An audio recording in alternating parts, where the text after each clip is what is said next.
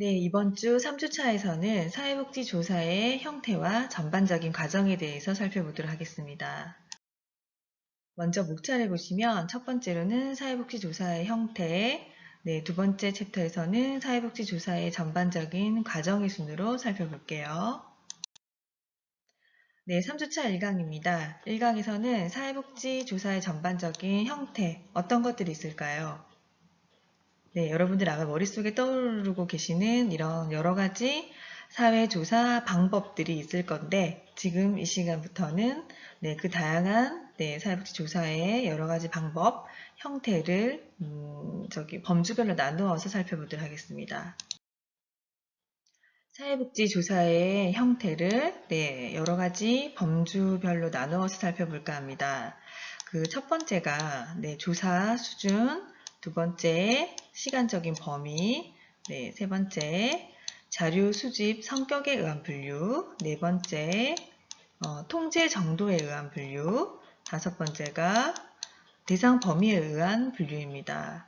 네, 여러 가지 이제 각각 나눠서 살펴볼 수 있는데, 첫 번째가 탐색적 조사 연구, 기술적, 설명적으로 나눠지는 것들이 바로 조사 수준에 따른 분류인데요. 자, 조사의 수준 범위를 내가, 그러니까 양적이냐, 질적이냐, 여러분들이 지난주에 배우셨죠? 그래서, 설명으로 할 것인가, 또는 기술로 할 것인가, 탐색적으로 할 것인가에 관련된 분류 방법입니다.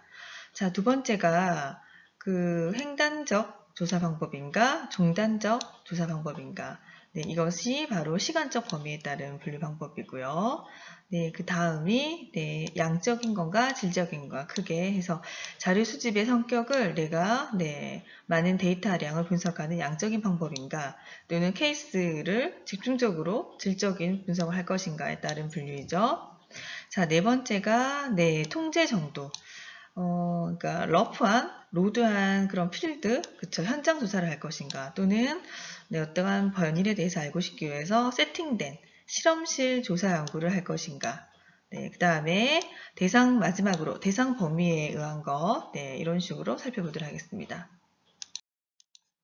네, 사회복지조사의 형태에서 첫 번째 기준, 조사 수준에 의한 분류를 살펴보도록 할게요.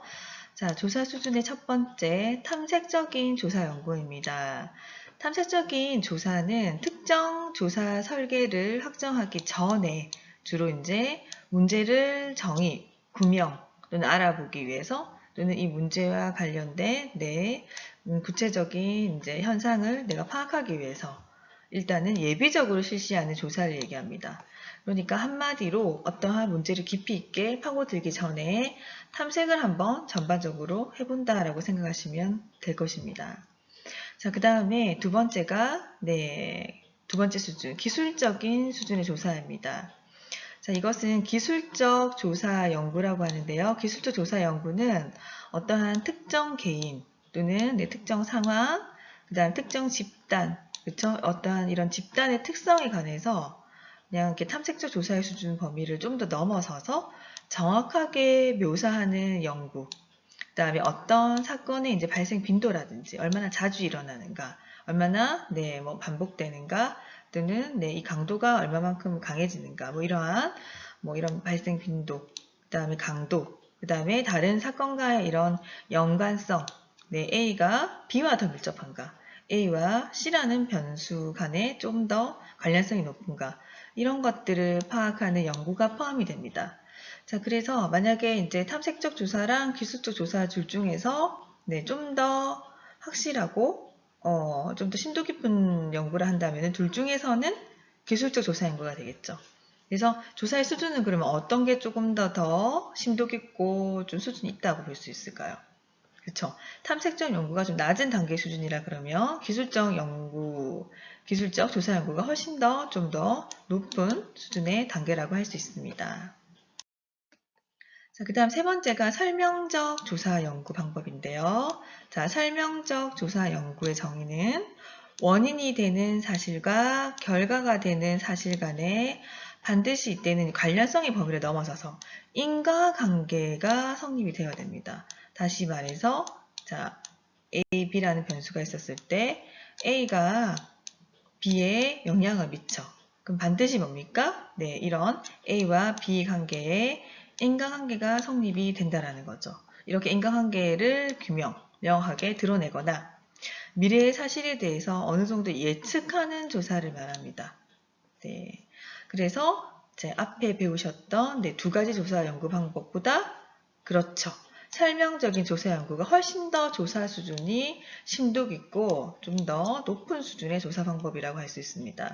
그럼 여러분들 이 세 가지 중에서 연구 결과가 좀 더 확실하다, 신뢰성이 더 있다, 그 다음에 좀 더 이제 그럴듯한 연구 결과로 해석할 수 있다는 것은 세 가지 중에 어떤 조사 연구 방법이겠습니까? 맞습니다. 자, 상위 단계인 설명적인 조사 연구 단계까지 가야지만 우리는 이 연구 결과를 조금 더 신뢰롭다, 조금 더 의미 있다라고 볼 수 있겠죠? 자, 두 번째 사회조사 형태는 시간적인 범위에 따른 겁니다. 크게 이제 두 가지로 나눌 수 있는데요. 자, 종단조사 들어보셨나요? 네, 종단조사는 이제 크로스 섹션 이런 연구 방법이라고 해서 어느 한 시점을 이렇게 단면으로 탁 잘라서 동시에 필요한 모든 자료를 수집하는 방법. 그러니까 요 시점, 요 횡단을 한다는 거죠. 무수히 많은 시간적인 흐름 속에서 사건이 흘러가는데 내가 특정 이 한 시점에 관련돼서 이 특정 시점에 있는 사람들, 특정 시점에 일어난 사건들을 조사한다라고 생각하시면 됩니다. 자, 그래서 일정 시점에서 특정한 표본이 가지고 있는 특성을 파악할 수 있습니다. 자, 2020년도 지금 현재 9월에 어떤 노인의 집단이라든지, 그죠? 요양원에 있는 노인들 또는 이런 그 어린이집에 있는 대상의 만 5세 특정 집단들 이렇게 해서 이러한 특성을 파악하기 위한 거. 그래서 이 특성에 따라서 집단을 분류하는 것이기 되기 때문에 표본수는 어때야 돼요? 그렇죠. 어떠한 한 사회 또는 한 나라의 대표성을 띈 표본을 추출해야 되기 때문에 표본수가 너무 적으면 그 표본수가 어떠한 이 특정 2020년도 9월에 요양병원에 있는 노인을 대표할 수 없기 때문에 어느 정도 표본의 크기는 조금 커야 됩니다. 네. 그 다음에, 이제 뒤에서 설명할게 될 거지만은 종단 조사보다는 횡단 조사를 우리는 훨씬 더 많이 하고 있습니다. 사회복지에서. 자, 그 다음에 두 번째가 이제 종단 조사입니다. 종단 조사는요, 시간의 흐름에 따라서 조사 대상이나 상황이 바뀔 수 있겠죠. 그래서 이러한 조사 대상의 특성의 변화나 또는 상황의 변화를 측정하는 것이기 때문에 어느 정도 A 시점에서 예를 들면 2019년도 3월부터 시작됐어요. 그럼 쭉 해서 중간에 2019년도 6월, 2019년도 9월, 12월 이런 식으로 해서 일정 시간 간격을 두고 적어도 몇 번 이상 맞습니다. 교수님이 지금 했던 거는 첫 번째 조사에 따라서 한 번, 두 번, 세 번, 네 번 시점한 거죠. 4회 측정. 자, 그런데 종단 조사는 어떻게든 두 번 이상의 반복적으로 측정해서 자료를 수집하는 방법입니다. 자, 물론 횡단 조사나 종단 조사에 각각의 장단점이 있는데요. 특히나 종단 조사인 같은 경우는 어때요?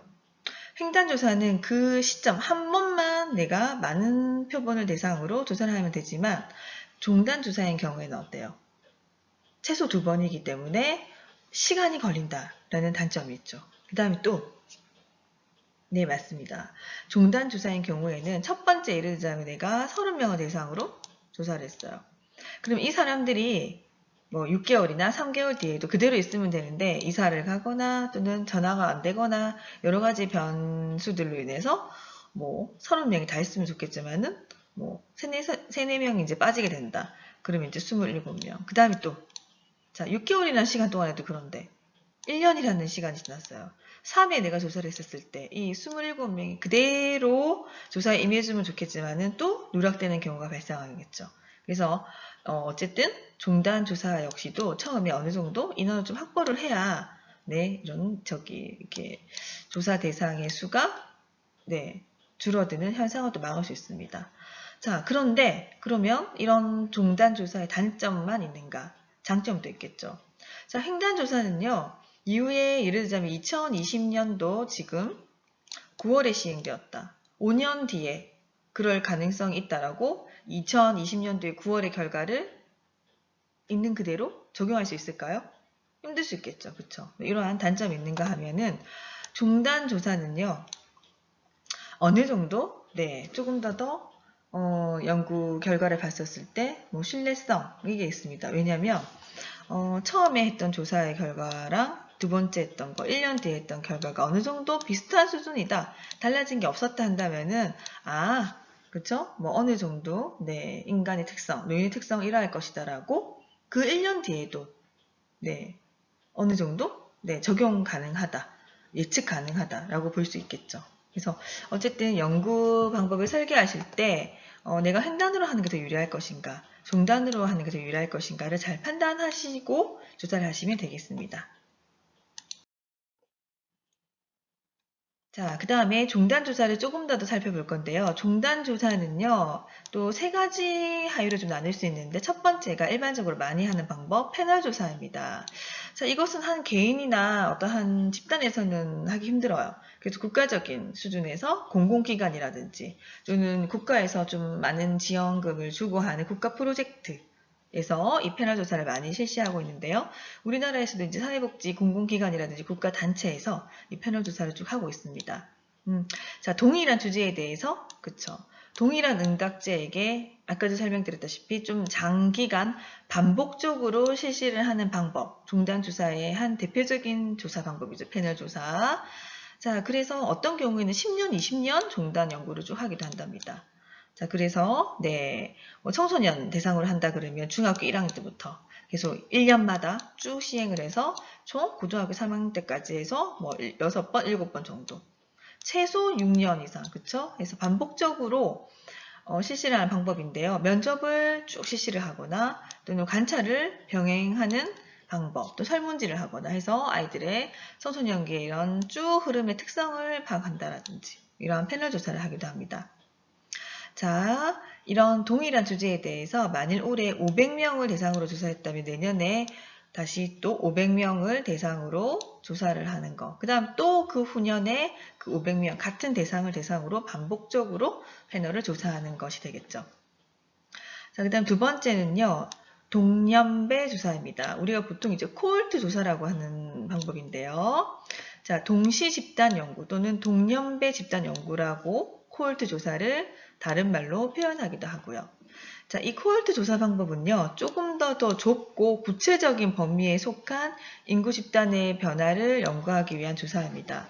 패널 조사는요, 500명, 1000명 단위가 큰 거에 대해서 코홀트 조사는요, 우리가 이제 그렇게 많은 집단을 대상으로 많은 비용을 들여가면서 이렇게 뭐 수십 년 하기 힘든 경우에 하는 실시한 방법으로 동시에 이제 집단 연구 또는 동년배 같은 연령의 이런 집단을 하는 거 좀 더 좀 좁은 범위 집단 대상을 하기 위한 조사 방법입니다.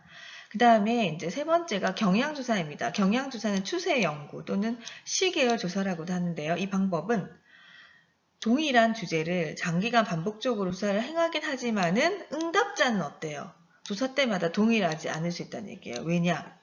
패널 조사처럼 이 500명을 계속 유지해서 6년간, 10년간 하기란 쉽지 않다는 얘기예요. 어떤 조사에 따르면 500명이 6년 이후에 100명 정도밖에 남지 않은 경우가 있다. 이러면 연구 집단을 대표한다라고 할 수 없기 때문에 오히려 그냥 경향 파악을 하겠다. 그래서 동일한 주제를 장시간 반복하지만은 매해 표집 집단은 달라질 수 있다라는 거. 그래서 그냥 이들의 흐름, 경향성만 파악하겠다라는 게 바로 이 경향조사의 방법이 되겠습니다. 자, 그 다음에 세 번째는요. 자료 수집의 성격에 의한 분류 방법입니다. 크게 두 가지로 나누는데요. 여러분 잘 아시는 양적 연구와 질적 연구로 나눌 수 있습니다. 양적 연구 방법은요. 연구하고자 하는 연구 대상의 속성을 수치, 수량, 수적인 표현에 의해서 자료를 수집하는 방법. 그렇기 때문에 통계 프로그램이라든지 뭐 이렇게 수치, 그죠? 확률, 뭐 이런 거와 조금 더 밀접한 방법이 되겠습니다. 자, 그래서 항상 이렇게 뭐 기술 통계라든지 뭐 평균 몇 점, 몇 프로 이렇게 해서 어느 정도 수치가 딱 나와서 표로 제시되는 방법을 우리는 양적 연구 방법이라고 합니다. 자, 이 양적 연구에 비해서 질적 연구 방법은요. 자, 과학적인 연구 방법 중에 하나긴 한데 양적인 연구와 좀 더 대비되는 개념으로서 이렇게 수치, 계량을 통한 접근 방법 외의 연구 방법을 의미하는데 구체적인 예를 들자면은 뭐 장의 영유아를 대상으로 내가 조사를 하겠다. 그들의 장의 영유아의 어떤 변수에 따른 특성을 알고 싶다 했었을 때 이들 대상을 양적 연구처럼 많은 대상을 확보하기 사실 쉽지가 않다는 얘기예요. 예를 들자면 또 이 그 장애 아동 같은 경우에 특정 장애, 자폐 아동이다 했었을 경우에 이 대상을 구하기 쉽지 않다는 얘기예요. 그러면 이 대상을 뭐 3명에서 4명, 5명 정도 해서 구했다 한다면은 이 5명의 평균 의미가 있을까요? 통계 수치로 나타내는 거? 그쵸? 그렇기 때문에 이들은 이제 계량, 통계 또는 수치 또는 평균 이런 것보다도 이 3명의 자폐 아동의 특성을 질적으로 이렇게 기술하는 방법. 그쵸? 이들의 특성을, 상황을, 뭐 이런 것들을 기술하는 방법. 그래서 어쨌든 이 질적 연구는 양적인 이 통계 수치, 수적으로 표현하는 연구 방법과 좀 대비되는 개념입니다. 자, 최근에는요, 양적 연구 방법이 미국이나 우리나라에서부터 먼저 나와서 많이 이제 유행을 했다고 친다면은 최근에는요, 미국에서도 그렇고 우리나라에서도 그렇고 이 질적 연구가 또 이슈가 돼서 많이 현재 유행하고 있습니다. 왜냐하면 자, 인간의 이런 특성, 그쵸? 사회복지 맥락에서의 사회과학을 연구하는 이 학문에서는 인간을 평균으로 수치로 이게 구명을 하거나 나타내는 거죠. 한계를 느낍니다. 그쵸? 그래서 이러한 특성들을 이 질적인 연구 방법들을 좀 보완해서 하는 방법이 최근에 유행을 하면서 가장 최근의 트렌드는요. 양적 연구와 질적 연구를 믹스해서 서로의 장단점을 보완해서 조사를 하는 방법. 그래서 질적인 연구에서는 인터뷰를 한다든지 면담을 한다든지 그 다음에 해서 이들이 직접 느낀 거, 겪었던 거, 이들이 생각하는 것들을 있는 그대로 뭐 말이나 이들의 면담 자료를 따와서 기록을 하고요. 이것들을 선행 연구에 기초해서 해석하는 방법인 이런 양적 연구를 병행하기도 한다는 것을 여러분들이 기억하세요. 자, 그 다음에 통제 정도에 의한 분류. 자, 요것은 실험실 조사 연구, 그 다음에 이거와 좀 반대되는 개념인 필드, 현장 조사 연구로 나눠 살펴볼 수 있습니다. 첫 번째, 자, 실험실. 자, 뭔가 이제 어떤 실험실 상황 세팅 안에서 어떤 변인들을 주고, 이 인간들이 어떠한 모습을 보이는지 하는 이제 상황이죠. 실험실 조사 연구는요, 외적인 요인들을 의도적으로 어느 정도 통제를 합니다. 철저하게. 왜냐? 내가 보고 싶어하는 A를 계속해서 투입했더니 B라는 변인들이 어떻게 높아질까, 그대로일까, 낮아질까 라는 것들을 연구하는 방법. 그렇기 때문에 나머지 A 말고 들어갈 수 있는 다양한 C, D, F, 기타 등등 너무 많겠죠. 이런 것들은 통제한다는 거예요. 자, 예를 들자면 부모의 양육 태도가 어떠한 게, 자, 영유아의 또는 아동의 이런 뭐 자아 정체감에 영향을 미칠까, 또는 자존감 영향을 미칠까를 보고 싶어요. 자, 그러면 부모의 양육 태도라는 변인을 이제 집어넣는다는 거예요. 뭐 긍정적인 양육 태도를 집어넣는데 나머지 자아 존중감, 자아 정체감에 영향을 줄 수 있는 다른 여러 가지 부모 양육 태도 말고 여러 가지 변인들이 있겠죠. 그런 것들을 일단 하지 않는다 해서 어떻게든 긍정적인 부모 양육 태도를 집중적으로 했었을 때 아이들의 이 자아 정체감, 자아 존중감이 긍정적으로 변하는지를 내가 실험 상황, 세팅 상황에서만 보겠다라는 거예요. 그렇기 때문에 자아 정체감에 영향을 주는 아이들의 뭐 기질, 성격, 그 다음에 그거 외에도 여러 가지 뭐 사회 경제적인 수준이라든지 이러한 다양한 변인들을 일단 통제한다라는 의미. 자, 그래서 인위적으로 관찰 조건을 조성함으로써 독립변인, 아까 말했던 A가 종속변인, B에 영향을 미치는 인과관계를 검증하는 방법이다. 조금 더 객관적이고 신뢰성이 높은 연구 방법이 될 수도 있습니다. 자, 이거에 비해서 우리가 모든 이 인간을 대상으로 하는 사회의 과학 상황을 실험실 상황 세팅할 수 있을까요? 상당히 쉽지 않아요. 모든 통제할 수 있는 변이들을 통제하기 쉽지 않기 때문이죠. 그렇기 때문에 일반적으로 주로 많이 하는 방법은 현장조사 연구가 될 수밖에 없는데, 현장조사 연구는요, 연구 문제를 설정하거나 또는 가설을 형성하기 위해서 직접 현장에 나가서 문제점을 찾고 필요한 자료들을 수집하는 방법. 실험실 상황처럼 통제할 수 없기 때문에 그냥 필드, 현장에서 일어나는 그냥 모든 것들을 관찰하고 그 연구 문제에 따른 것들에 대해서 자료를 수집하는 방법. 주로 이제 주어진 현장을 내가 있는 그대로 그냥 필요한 자료들을 서치해서 오는 방법이 되겠습니다. 자, 그 다음에 마지막으로 대상 범위에 의한 분류에 대해서 알아보도록 하겠습니다. 첫 번째가 전수조사예요. 전수조사는요, 조사 대상이 되는 모든 부분들에 대해서 전부를 조사하는 것. 대표적으로는 뭡니까? 인구조사 방법이 있겠습니다. 자, 그 다음에 표본조사. 전부를 대상으로 조사할 수가 없습니다. 그렇죠? 힘듭니다. 그렇기 때문에 표본조사. 자, 일반적으로 모집단이라고 하는데 조사 대상의 모집단을 한다는 얘기예요. 자, 이만큼의 전체를 한다면 이 전체를 대상으로 몇천 명, 몇만 명을 조사를 할 수 없기 때문에 여기서 임의로 표집을 한다는 걸 끄집어내서 요만큼 정도, 100명 또는 200명 정도는 내가 할 수 있겠어. 요 모집단을 표본을 잘 하셔야 되겠죠. 모집단의 일부를 추출해서 조사 대상의 전체를 추정하는 방법. 요 100명, 200명을 대상으로 조사했다 하더라도 10,000명, 1000명의 대상의 효과와 일치해 가장 근접한 결과를 내가 추론해서 한다면은 적은 비용에 요 100명, 200명만 대상으로 표본 조사를 한다 하더라도 굳이 이 전체를 대상으로 할 필요가 없을 만큼 정확한 결과이다, 유사한 결과이다 하면 더 할 나위 없이 좋겠죠.